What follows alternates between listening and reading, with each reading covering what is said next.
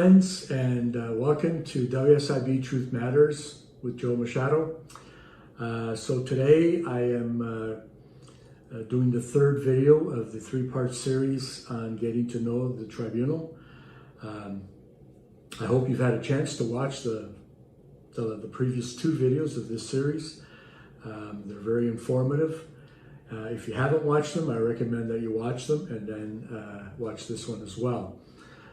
So as I indicated in my previous videos, I decided to do this three-part series to help you have a better understanding of how the Workplace Safety and Insurance Appeals Tribunal works, the level of authority that they have, the composition of a hearing, who will be there at the hearing on the part of the Workplace Safety and Insurance Appeals Tribunal, what the function of the tribunal panel, vice chairs, as well as other support staff. So anyway, this will give you a good understanding of how the tribunal operates and give you a better idea as to what may be expected if you're in the process of appealing a WSIB claim. So this third video, I'm going to talk about appeal by written submissions. So there's a series of issues that the tribunal has determined that could be addressed by written submissions. So in other words, it won't be an oral hearing. It'll be the parties making their arguments, submitting that to the tribunal, and then having the tribunal, the vice chair or the panel, review those arguments in conjunction with all of the materials in the case record and relevant policies and sections of the Act, and then render a decision. Some of the reasons that the tribunal used to determine what issues can be handled or are appropriate to be handled by written submissions are the issue under appeal is one that is listed in the tribunal's practice direction. Issues that are usually suitable to be decided by a hearing in writing. And just so you know, I've taken a lot of the components from the tribunal's practice direction to put together these three videos. And that will also be posted in the description of each video. The link will be there, so you can actually view the tribunal's practice directions. And these are basically directions that are provided to workers and representatives so that they understand what's happening at the tribunal and how to conduct appeals with the tribunal. So they also look at facts that are generally not in dispute. Pretty straightforward. They look at whether the medical evidence is complete. They also look at whether testimony would not add to the information already in the case materials. So they look at these factors and make a determination as to which issues can be addressed by written submissions. So some of the issues that they have listed are an appeal of a time limit under Section 120 of the Workplace Safety and Insurance Act, 1997. So basically, time limit issues are very straightforward. It either conforms with the legislation, it is within the dates, the specific dates established and cited in the legislation. And so it's not a situation whether testimony or medical or any other factors would be considered in a oral hearing. So it's pretty straightforward. You either meet that time limit or you don't.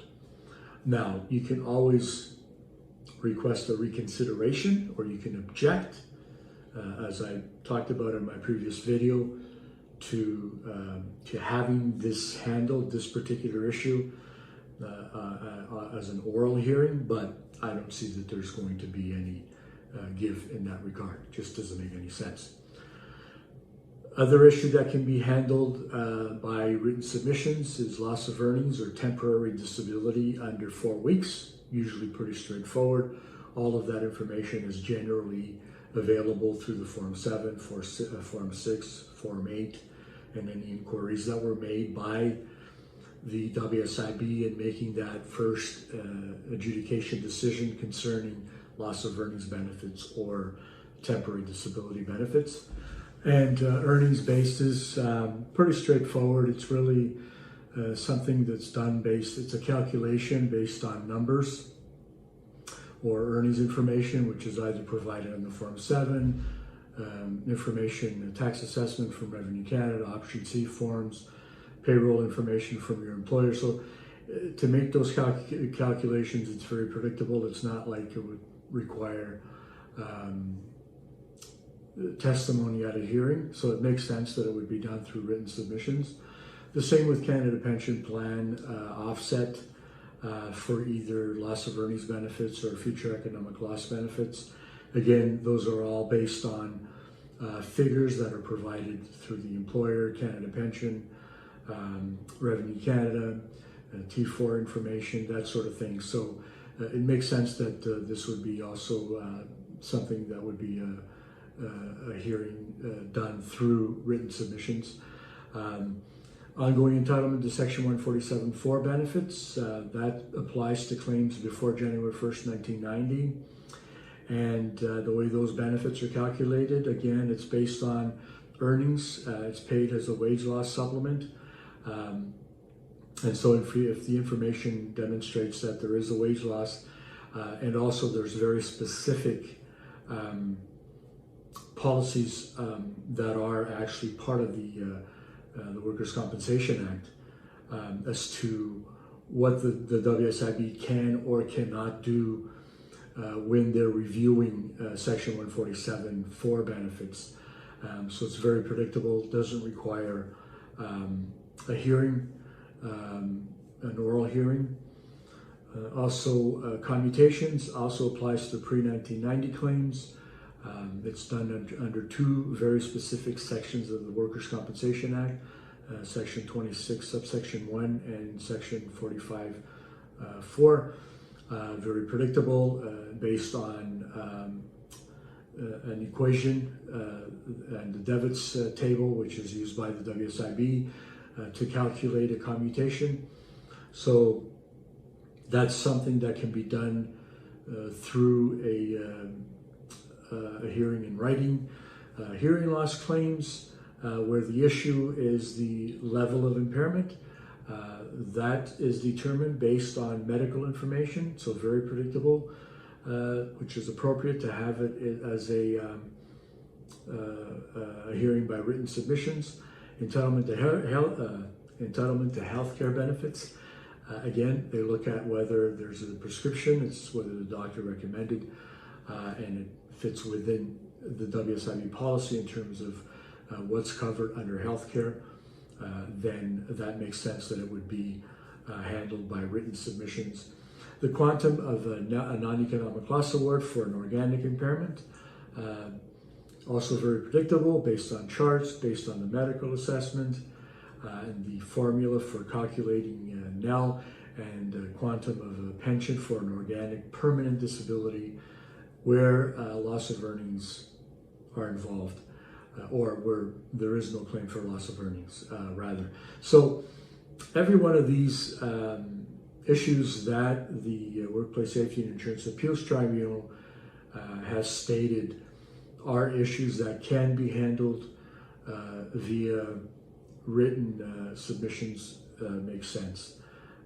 However, you still do have the right to appeal the tribunal's decision to go in this direction if you feel strongly that you should have, or your issue would be more appropriately handled through an oral hearing.